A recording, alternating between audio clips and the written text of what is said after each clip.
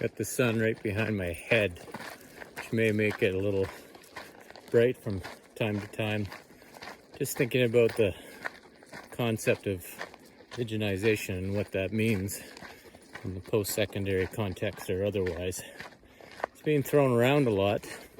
I saw a post today that it was basically about the combination of Western knowledge and Indigenous knowledge, but things don't fully line up when there's over 600 First Nations in Canada, over 200 in BC. It's a lot of knowledges, different ways of thinking, languages. Similarly with Western knowledges.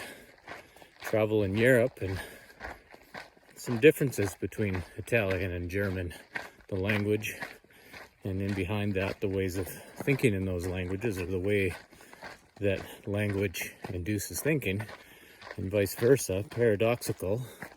And so that's a bit of the challenge in starting to essentially dichotomize these and saying, well, it's either this or it's that, and it's this and it's that thing. And that doesn't fully line up, nor would there be full agreement on all of those sides. And so it simplifies a very complex area, and ultimately in behind that, or line into that, or the foundation to that, or the foundation to the foundation is about what is really going on here, what are folks trying to accomplish, and putting these terms onto things and adding on the I's, whether it's internationalize or indigenize, decolonize.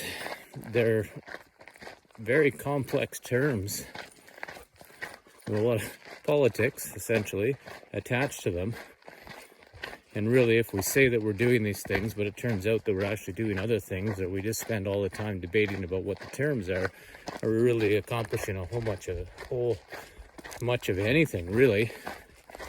Is what we're basically talking about in all of those is respect for differences.